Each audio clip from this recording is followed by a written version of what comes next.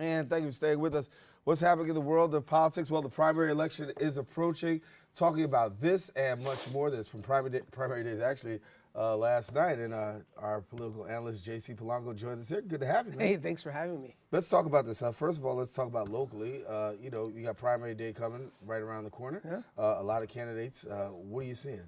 Look, I see that the incumbents are in good shape. I know that there's a lot of talk about these new insurgents coming out and trying to take out some of our incumbents in the Bronx.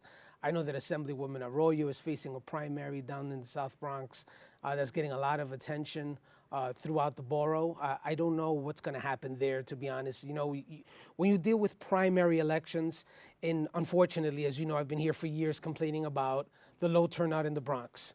I think that when you look at the primary election in the South Bronx, you're going to have maybe 5% turnout at best. So it's going to be a voter turnout. I mean, who can get more people out?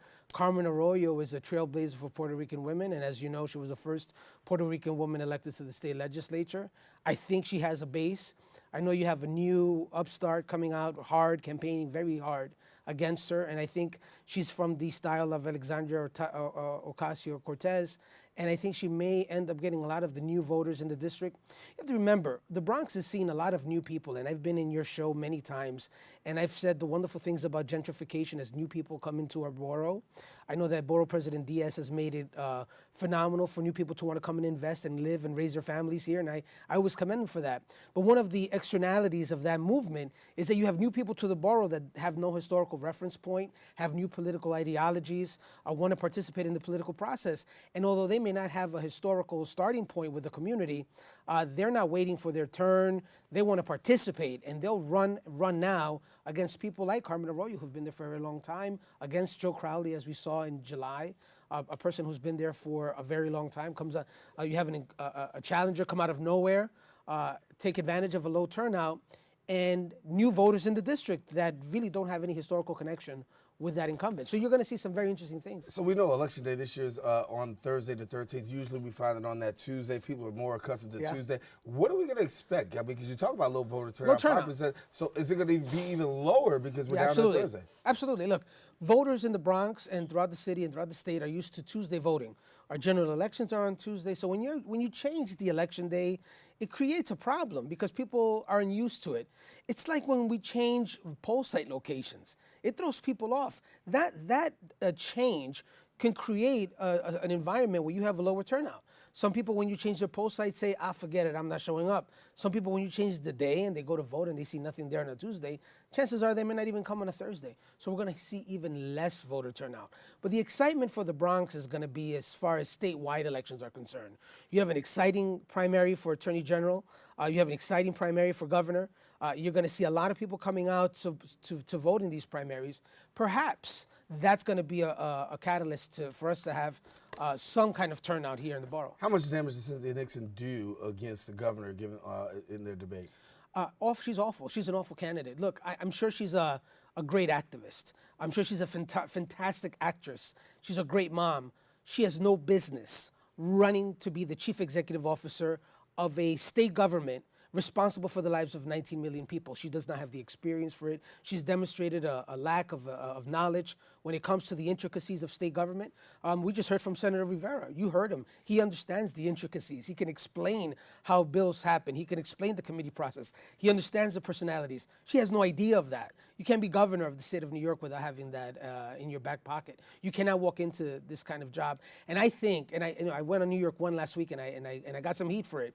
But I think that if a voter goes in there and consistently votes for people like Cynthia Nixon, and I'll make the argument here, like Alexandria Ocasio-Cortez, you are being irresponsible in your vote. And I know it gets viewers upset. Polanco, how can you say we're responsible? When you don't take a total picture of the responsibilities of the office and analyze the experience of a challenger, see what their views are, see what kind of experience they have to buttress their argument of the vision for their office, and you vote for that person anyway, you've been irresponsible, because at the end of the day, we pay the price for So your then let's talk decision. about the critics who say, listen, I'm looking for my elected official to be in my district, to represent, to come to events, to Yeah. be present, to have a presence.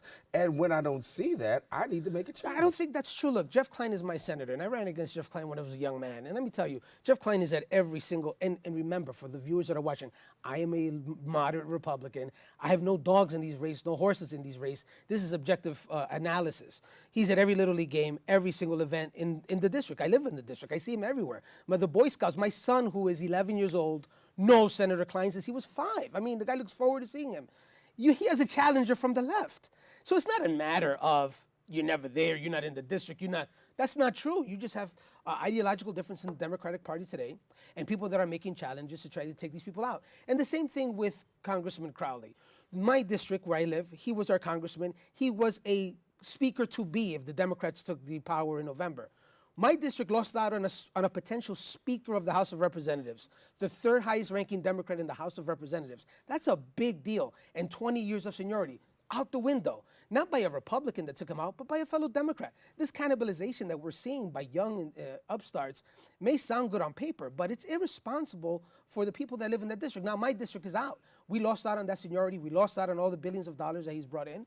Why? I mean, it really doesn't make sense. And I think Bronx has to start asking themselves, if the person has been corrupt, if the person's not doing their job, and you could go down a litany of reasons why to vote somebody out. But other than that, just because I'm new and exciting and listen to me, I'm from Yorktown, but I'm in the Bronx, give me a break. That's not good enough. Okay, walk me through this then. I mean, you have a legitimate claim. You have Democrats who say, listen, you can't win come midterm elections if all your messages is anti-Trump. You gotta have more than that. And people are saying you have, and that's why you have some of this Democratic split and this faction, and people take it on the establishment because they feel as though the Democrats' message is not strong It's enough. ridiculous, though. I mean, honestly, I'm providing you with serious analysis. Listen, Bronxnet viewers, don't get mad at me. You're hearing from a moderate Republican who has a lot of Democratic friends. I'm being honest with you. When you cannibalize other Democrats who are consistently winning in Democratic districts, you're doing nothing to gain the majority. You're just eating up your own. The only way that Democrats have any shot at winning the majority is by beating Republicans. I mean, think about it. You cannot consistently ignore those Midwestern states where the voters think that you are a bunch of socialists and will never vote for you, right, if you continue to cannibalize your own. I think that the Democrats have to focus their attention on districts that they need to turn blue. This way, it's not working out. You're not going to win the majority because Ocasio beat Crowley. That's just dumb.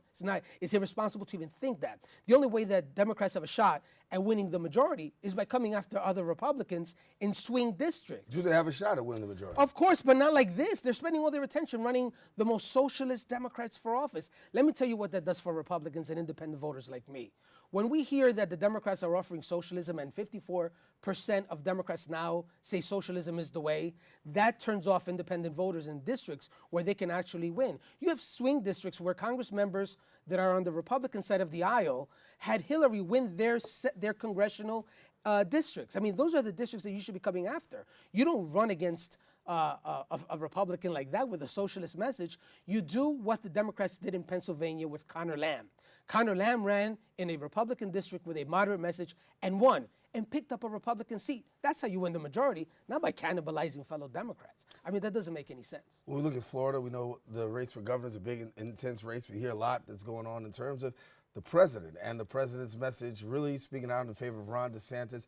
How much is the Trump factor going to play a part in these midterm elections? It really depends. You know, he won Florida in 2016, and Florida is a swing state. I always wish the Bronx was a swing state. You see, everybody pays attention to Florida. Florida is so important. I mean, you should live your life as a swing state, right? You want to be catered to. You want to be courted, and I like that. So Florida is that kind of state. Does the Democrat have a shot? Absolutely. Does the Republican have a shot? Absolutely. Now, the question is, how important is Donald Trump going to be in this election? It all depends on what Bob Mueller comes out with. If Bob Mueller comes out with a scathing report that shows that there was collusion, conspiracy, that he is in fact the unindicted conspirator, and independent-minded voters in Florida are disgusted by it, they may stay home, and Gillum may have a shot of becoming the first African-American governor of Florida. I got to get out of here, but I got to ask you a question about the Kavanaugh confirmations. What do we expect to see?